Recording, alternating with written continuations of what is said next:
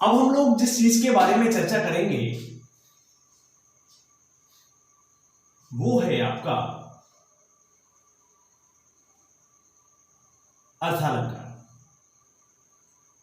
अलंकार क्या है, अलंकार के भेद, शब्दालंकार और अर्थालंकार के बारे में भी हम और आप पढ़ चुके हैं। फिर इसके बाद में हमने शब्दालंकार को पढ़ा है। अभी हम लोग चर्चा करेंगे अर्थालंकार के बारे में, और अर्थालंकार का जो भेद है, जो प्रकार हैं, उन प्रकारों में सबसे पहले आपका आता है उपमा अलंकार।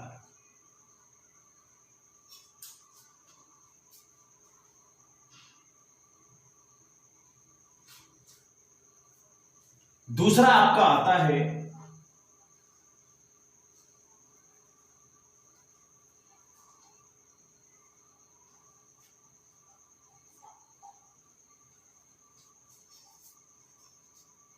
रूपक अलंकार। तीसरा आपका आता है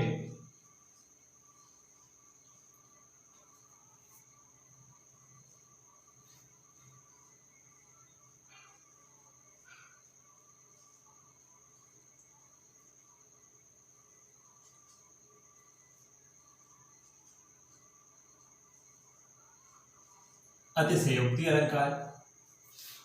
चौथा होता है आपका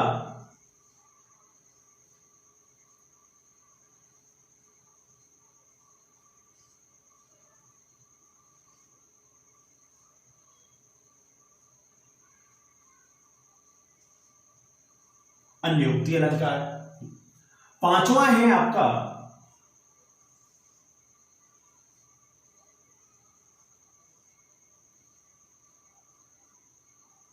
उत्प्रेक्षा अलंकार।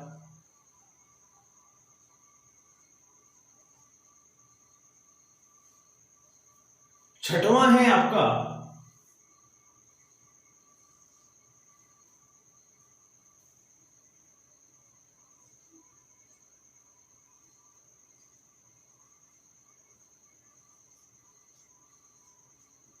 संदेह अलंकार।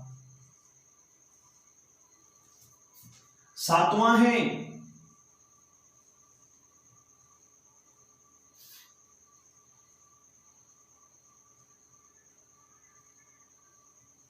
भ्रांतिमान अलंकार। और चलिए, तो जो आपका 6th 7th 8th का जो सिलेबस है, उस सिलेबस के अकॉर्डिंग आपके जो शब्दालंकार के जो भेद हैं वो आपके 7 हैं, और जो 7 भेद हैं इनके बारे में हम और आप जो है वो एक एक करके चर्चा करेंगे। तो चलिए स्टार्ट करते हैं। सबसे पहला आता है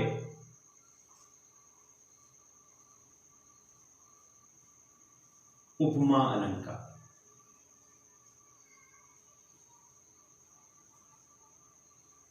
देखिए,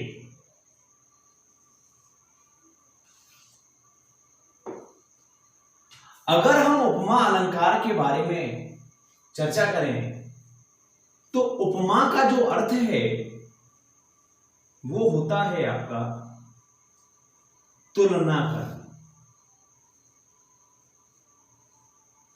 जैसा कि हम और आप जानते हैं कि तुलना करने के लिए न्यूनतम 2 लोगों का होना तो आवश्यक ही है। आप अकेले से तो तुलना कर नहीं सकते, तुलना करने के लिए 2 लोगों का होना आवश्यक है। तो सबसे पहले ऐसी स्थिति में क्या है, एक है आपका उपमेय और दूसरा है उपमा। अगर हम बात करें उपमेय या उपमान के बारे में, तो हमें और आपको ये समझना है, अगर सामान्य रूप से कहा जाए तो आप और हम ये इस बात को समझ सकते हैं कि उपमेय वो वस्तु है जिसकी तुलना की जाती है, और उपमान वो वस्तु है जिससे तुलना की जाती है। तो जिसकी तुलना की जाती है वो उपमेय है, और जिससे तुलना की जाती है वो उपमान है। ठीक है। अब होता क्या है कि हम अगर उपमा अलंकार के बारे में बात करें तो क्या होता है कि वह, अगर हम इसको परिभाषा दें कि वह अलंकार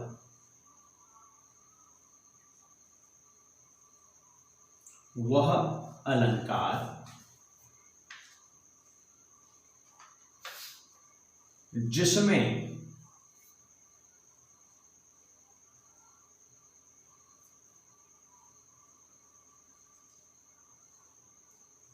उपमेय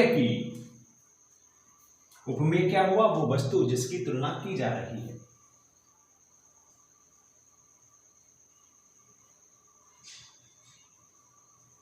उपमान से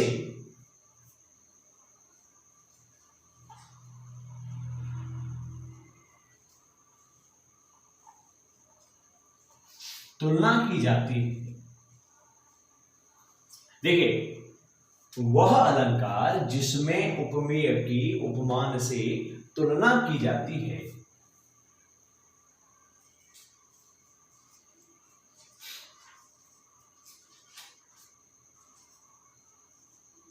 उपमा अलंकार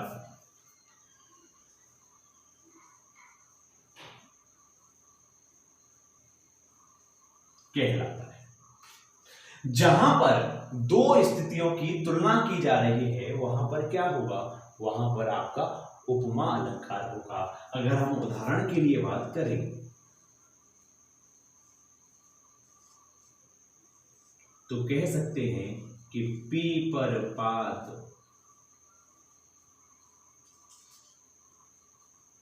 सरस मन डोला। क्या है उदाहरण कि पीपल पात सरस मन डोला। इसका मतलब है कि ये जो मन है ना, मन, ये पीपर पात मतलब पीपर माने पीपल और पात का मतलब है पत्ते। ये जो मन है ये पीपल के पत्ते के समान डोलता है। अर्थात हम ये कह सकते हैं कि ये जो मन है, मन की तुलना किससे की गई है, पीपल के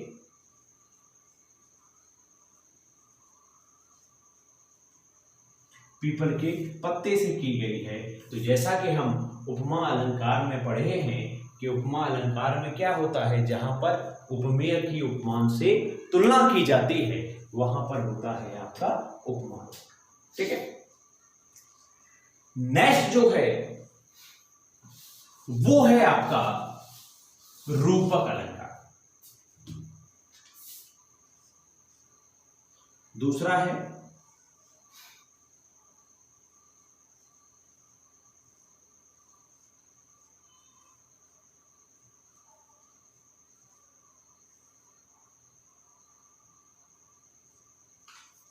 जब हम और आप रूपक अलंकार के बारे में बात करेंगे तो हमें इस स्थिति को समझना है कि देखिए, रूपक का मतलब हो गया रूप देने वाला। इसका मतलब क्या है कि यहां पर भी जिस प्रकार उपमा अलंकार में दो वस्तुएं होती थी, इसी प्रकार यहां पर भी दो वस्तुओं का होना आवश्यक है। अब क्यों आवश्यक है? क्योंकि जाहिर सी बात है, एक वस्तु वो होगी जिसको रूप दिया गया और एक वस्तु वो होगी जिसका रूप दिया गया। आप लोगों ने गधे द्वारा शेर की खाल ओढ़ने वाली जो कहानी है वो सुनी। तो गधा क्या हो गया, उपमेय हो गया, और किसका रूप दिया, उपमान, अर्थात शेर का रूप दिया है। तो यहां पर क्या हुआ कि ऐसी स्थिति में रूपक अलंकार क्या है कि रूपक अलंकार को अगर परिभाषित करेंगे तो क्या होगा कि जहां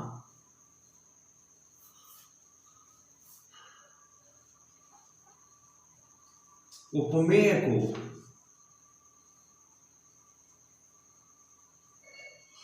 उपमान का रूप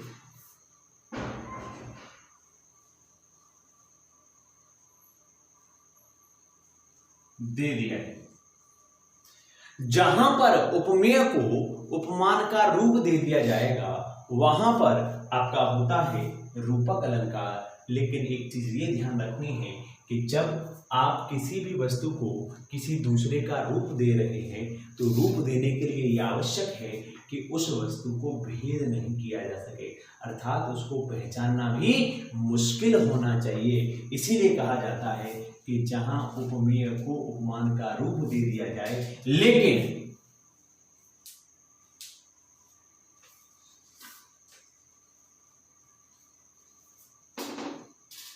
भेद करना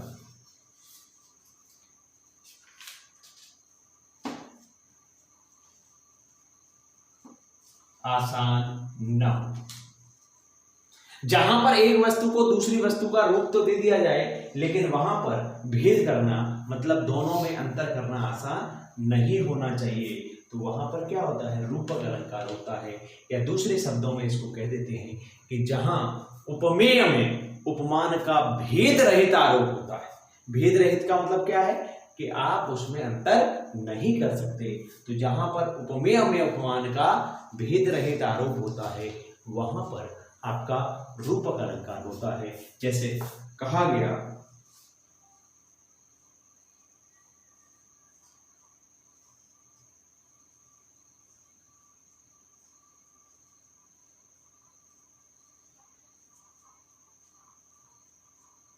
चरण कमल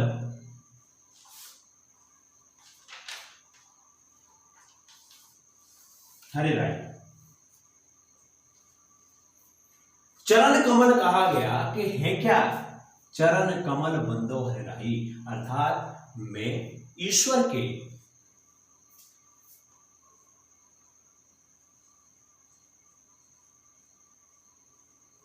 कमल रूपी चरणों की वंदना करता हूं। इसमें क्या कहा गया है, कमल रूपी चरण कहने का मतलब क्या है, देखो है तो क्या चरण है, क्या है चरण है, ईश्वर के क्या है चरण है ना, लेकिन उनको रूप किसका दे दिया गया है, कमल का रूप दे दिया गया है। तो जहां पर एक वस्तु में दूसरी वस्तु का जो है, एक वस्तु को दूसरी वस्तु का रूप दे दिया जाए वहां पर आपका रूपक अलंकार होता है। ठीक है, इसके अलावा हम लोग चर्चा करते हैं तीसरे भेद पर, अर्थालंकार के तीसरे भेद पर, और क्या है उस पर हम लोग चर्चा करते हैं। और तो तीसरा भेद क्या है आपका, तीसरा भेद है अतिशयोक्ति अलंकार।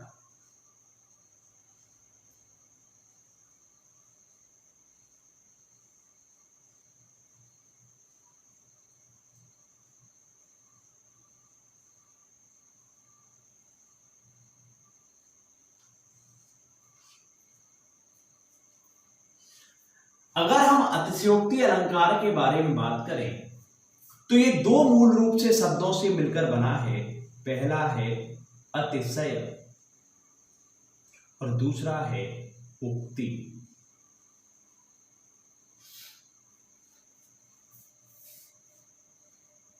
अतिशय का मतलब होता है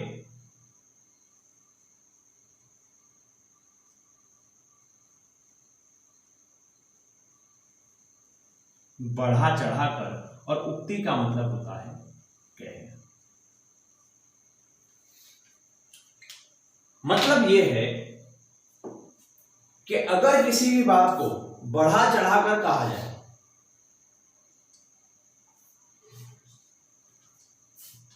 सामान्य रूप से हम और आप जानते हैं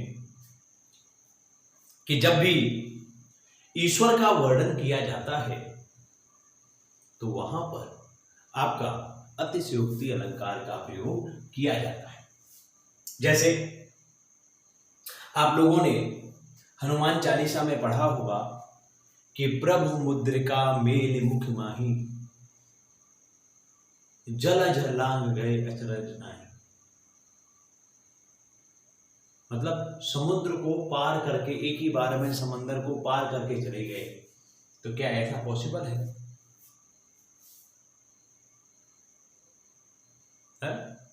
आपने देखा होगा कि हनुमान की पूंछ में लग ना पाई आग और लंका सारी जल गई, गई निशाचर। अगर हम इसको एक्सप्लेन किया जाए तो कहा जाता है कि हनुमान जी की पूंछ में आग लग ही नहीं पाई, इतने में तो लंका जल गई। क्या आप ऐसा समझते हैं कि भाई अगर लंका जली है तो जाहिर सी बात है पूंछ में आग लगी तो होगी ना? इसका मतलब क्या है? बिना पूंछ में आग लगे ही लंका जल गई। तो ये क्या है? ये बढ़ा चढ़ाकर किसी चीज को बात है। आपने देखा है कि देखी सुदामा की दीन दशा, करुणा करके करुणा ने द्रोही, कि पानी पर आत को हाथ छुओ नहीं, नैनन के जल सौंप दो। कि अपने मित्र सुदामा की स्थिति को देखकर श्री कृष्ण इतने दुखी हो गए कि पानी परात को हाथ छुओ नहीं, कि जो परात थी जिसमें वो पानी लेकर आए थे उससे तो उन्होंने हाथ लगाया ही नहीं, नैनन के जल सौंप हुए। ऐसा लगता है, मतलब ऐसा हुआ कि उन्होंने अपने नेत्रों से जो निकलने वाला जो जल है अर्थात जो आंसू है उन आंसुओं से ही पैरों को धो दिया। अब आप बताइए क्या ये पॉसिबल है कि आप के किसी भी व्यक्ति के आंसुओं से जो है आप किसी के पैर धुल दें? इसका मतलब है कि यहाँ पर इस बात को बढ़ा चढ़ाकर कहा गया है। तो जहाँ पर किसी बात को बढ़ा चढ़ाकर कहा जाए वहां पर क्या होता है? अतिशयोक्ति अलंकार होता है। उदाहरण के लिए आप लिख सकते हैं,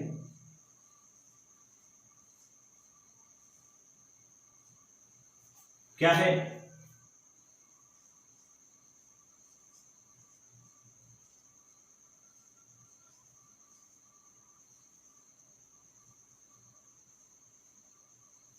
हनुमान की पूंछ में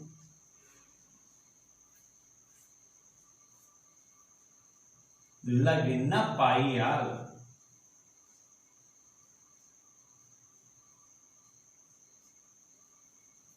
क्या है? हनुमान की पूंछ में लग न पाई आग। क्या है आ गया?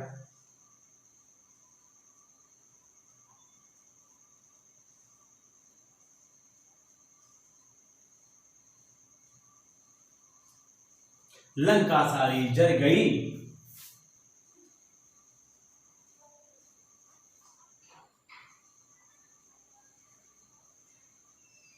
गए निशाचर।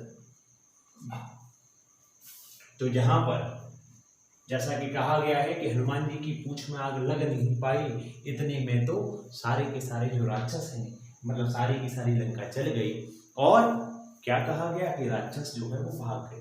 तो भाई जाहिर सी बात है पहले हनुमान जी की पूंछ में आग लगी होगी उसके बाद ही तो ऐसा हुआ हो। इसका मतलब क्या है कि यहाँ पर इस बात को बढ़ा चढ़ाकर कहा गया है। ठीक है, नेक्स्ट जो स्थिति है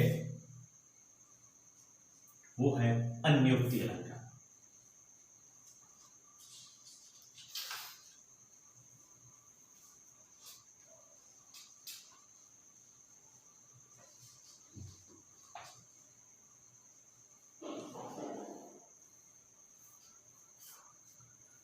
अब हम लोग जब अगर हम अन्योक्ति को दो भागों में बांटें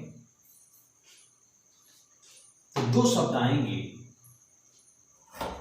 पहला है अन्य। अन्य का मतलब होता है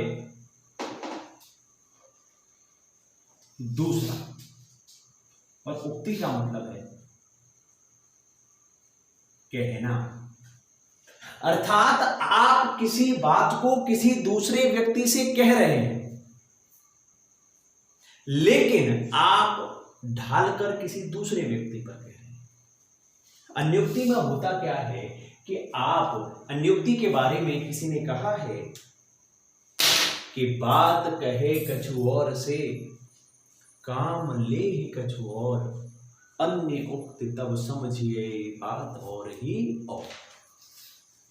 अन्योक्ति अलंकार वो अलंकार है जिसमें बात किसी दूसरे व्यक्ति से कही जाए और किसी दूसरे व्यक्ति पर ढालकर कही जाए, तो वहां पर जो है अन्योक्ति अलंकार होता है। और ज्यादातर बिहारी जी की जो रचनाएं हैं उनमें इस अन्योक्ति अलंकार का प्रयोग हुआ है। उदाहरण के लिए अगर हम लोग बात करें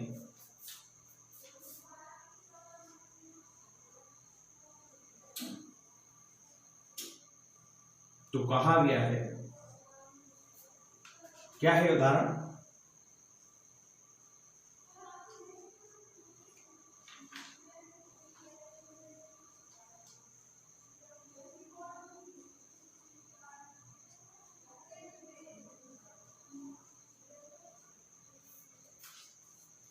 स्वारथ सुकृत श्रम वृथा,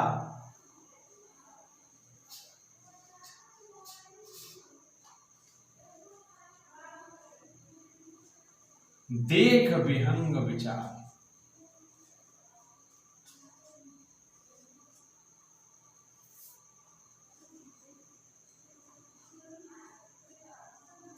बाज पराए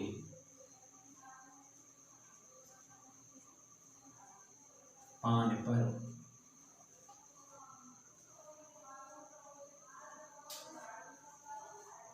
तू पक्षी नु न मान। स्वार्थ सुकृत श्रम वृथा, देख विहंग विचार। हे बाज पंछी,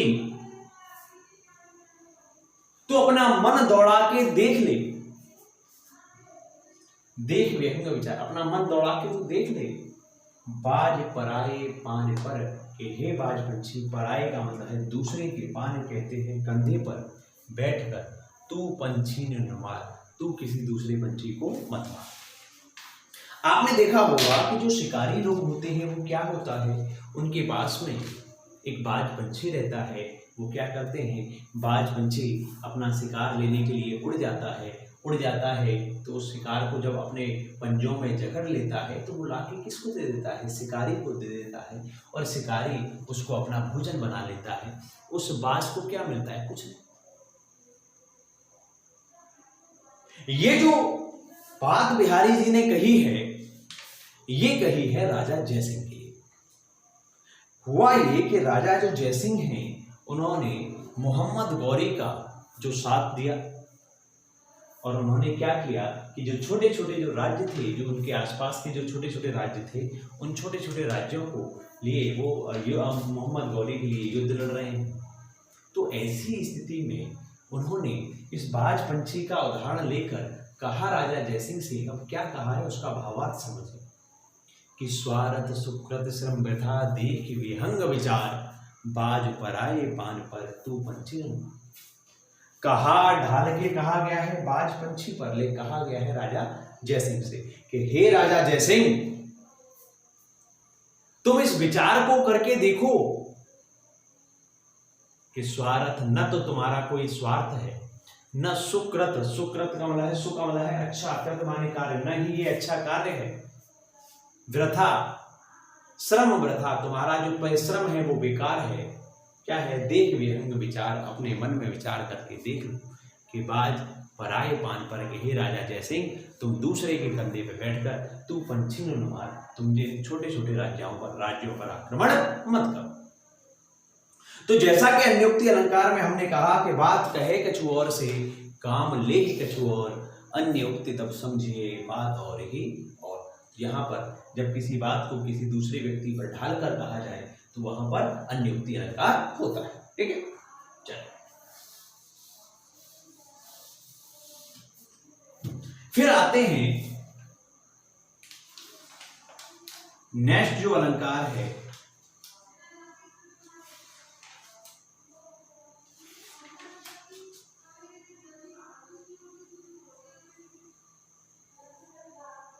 उत्प्रेक्षा अलंकार।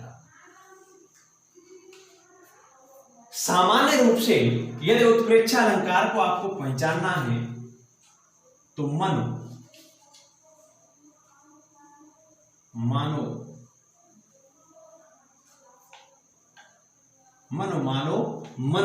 और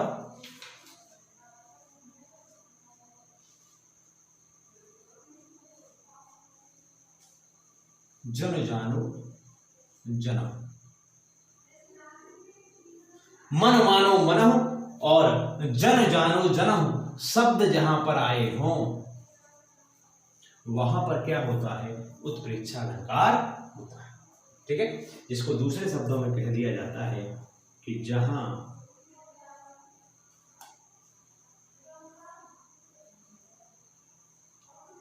उपमेय में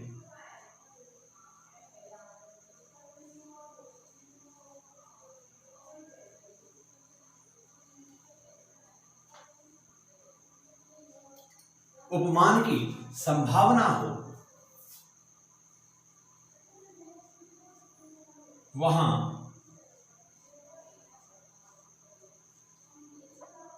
उत्प्रेक्षा अलंकार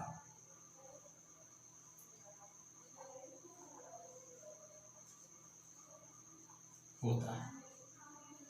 जैसे एक वस्तु में अगर दूसरे की संभावना हो रही, जैसे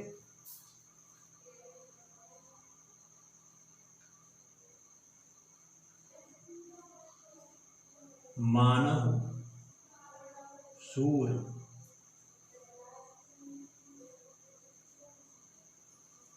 काढ़डारी है,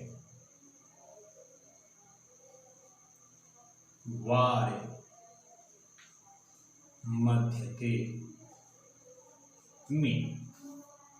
मानव माने इस प्रकार की स्थिति है, मानव सूर काढ़डारी है। सूरदास जी कहते हैं कि इस प्रकार से प्रतीत हो रहा है जैसे वार मध्यते में, जिस प्रकार पानी में से किसी मछली को निकाल दिया जाता है और वो तड़पती रहती है, इसी प्रकार उसकी स्थिति हो गई है। मतलब किसी व्यक्ति की जो स्थिति है वो इस प्रकार हो गई है जिस प्रकार से पानी में से मछली को निकाल दिया गया है। तो ऐसी स्थिति में उस व्यक्ति की स्थिति में किसकी संभावना व्यक्त की गई है? संभावना व्यक्त की गई है पानी में स्थित मछली की। तो जहां पर उपमेय में उपमान की संभावना हो, या जहां पर मन मानो मन हो और जन जानो जन हो, ये ऐसे शब्द हो, तो वहां पर आपका उत्प्रेक्षा अलंकार होता है। ठीक है।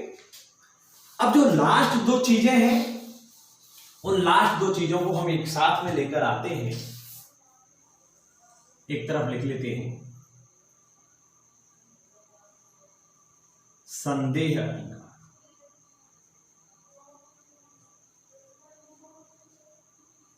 और दूसरी तरफ है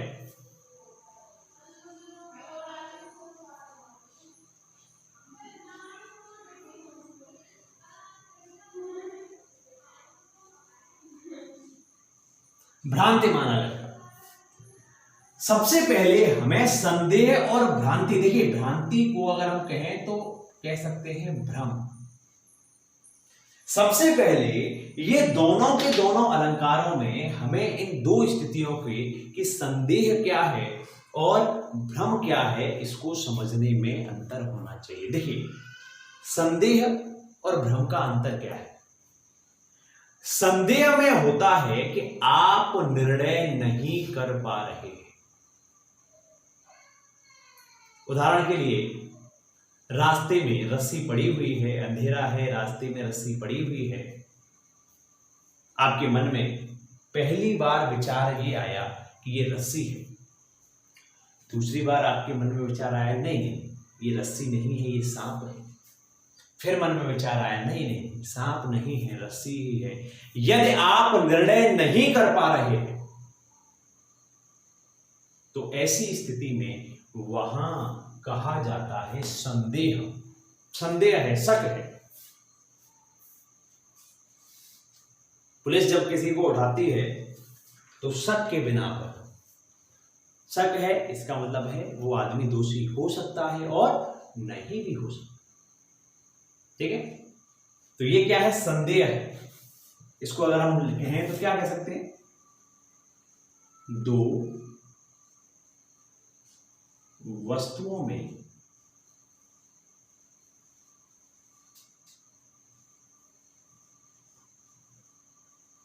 निर्णय नहीं होता तो वहां पर क्या होता है? संदेह अलंकार होता है। दूसरी स्थिति आती है भ्रांतिमान। क्या है?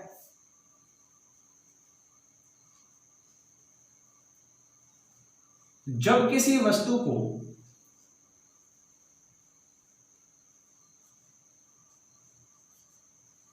भ्रमवश दूसरी वस्तु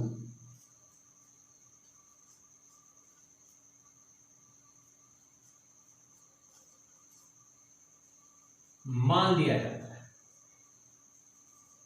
है तो क्या रस्सी है, लेकिन आपके दिमाग में क्या बैठ गया कि नहीं ये रस्सी नहीं है, क्या है, सांप है। आपने अपने मन में ये निर्णय कर लिया कि ये रस्सी नहीं है, क्या है, सांप है, तो वहां पर संदेह नहीं रहा। संदेह उस स्थिति में कहेंगे जब दो के बीच में आप निर्णय नहीं कर पा रहे हैं, उसको कहते हैं संदेह। तो जब क्या कहा, जब दो वस्तुओं में निर्णय नहीं हो पा रहा तो वहां संदेह अलंकार होता है। और जब किसी वस्तु को ब्रह्म दूसरी वस्तु मान लिया जाता है तो उसको कहा जाता है भ्रांतिमान अलंकार। तो यहां पर उदाहरण में हम लोग देखते हैं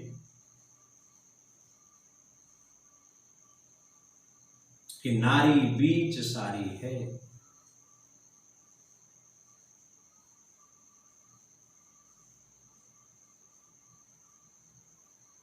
नारी बीच सारी है,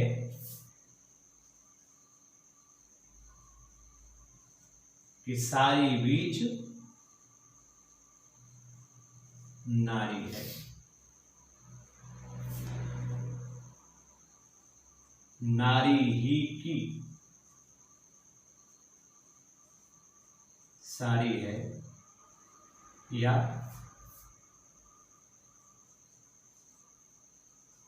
सारी ही की नारी।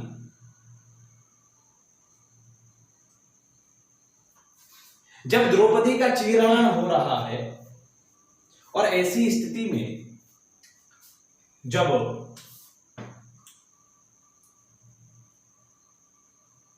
दुर्योधन के आदेश पर दुशासन जब चीर खींचता चला जा रहा है, लेकिन जो चीर है वो समाप्त होने का नाम ही नहीं ले रही है, तो ऐसी स्थिति में कंफ्यूजन की स्थिति हो गई है। और क्या है कि नारी बीच सारी है, कि ये जो स्त्री है ये साड़ियों के बीच में है, कि सारी बीच नारी है, नारी बीच सारी है, कि नारी के मध्य में क्या ये साड़ियां भरी पड़ी हैं, या सारी बीच नारी है, या साड़ियों के मध्य में ये स्त्री है। नारी ही की साड़ी है, ये जो साड़ी है ये स्त्री की ही है, या सारी ही की नारी है, या सारी ही की नारी है, या ये जो स्त्री है ये साड़ियों की ही बनी हुई है। तो जब आप निर्णय नहीं कर पा रहे, जैसा कि हमने कहा कि संदेह में आप निर्णय नहीं कर पाते हैं, तो जब आप निर्णय नहीं कर पाते हैं तो वहां पर आपका संदेह अलंकार। क्लियर हो गया होगा। अब इसका उदाहरण देखते हैं।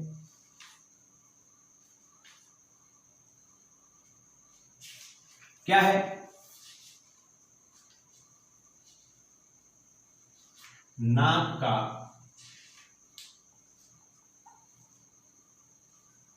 मोती समझ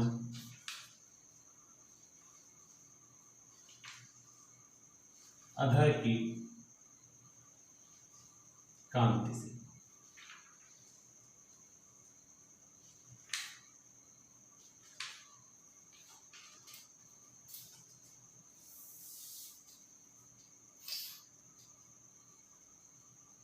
बीज दाड़े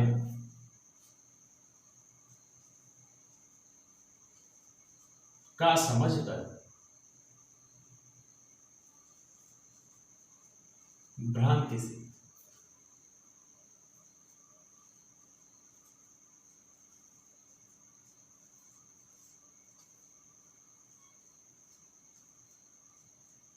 देखकर सुख हुआ,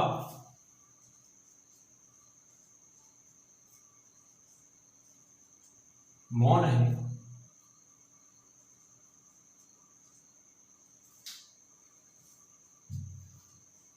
सोचता अन्य सुख यह कौन है। ये जो वर्णन है, ये वर्णन जो है लक्ष्मण जी की पत्नी उर्मिला के बारे में है कि नाक का मोती समझ अधर की कांति से, कि नाक के मोती को अधर कहते हैं, होठों की कांति कहते हैं चमक से। नाक के मोती को होठों की चमक से बीज दाड़िम, दाड़िम कहा जाता है अनार का, समझकर भ्रांति से, भ्रमवश बीज दाड़िम अर्थात अनार का दाना समझ लिया है। देख कर सुख, सुख कहते हैं तोते को, हुआ मौन है। देखकर जो सुख है, जो तोता है वो मौन हो गया और सोचता अन्य सुख यह कौन है, और सोच रहा है कि ये दूसरा तोता कौन है। हुआ क्या, लक्ष्मण की जो पत्नी है उर्मिला, उनकी जो नाक है, उनके जो होठों की चमक है, उस होठों की चमक से जो दूर डाली पर बैठा हुआ जो तोता है, उसके मन में विचार ये आया है कि वहां कोई तोता है और जो होठ लाल हैं, इसी प्रकार उनका क्या है, जो लाल अनार का दाना होता है, तो उसको ऐसा लगता है, लग रहा है कि कोई दूर बैठा हुआ कोई तोता है जिसकी चोंच में क्या है, अनार का दाना है। तो है क्या, वो नाक है और होठों की चमक है, लेकिन उस तोते ने उसको भ्रमवश समझ क्या लिया है, उसको समझ लिया है कि कोई दूसरा तोता है जिसकी चोंच में आपका दाना है।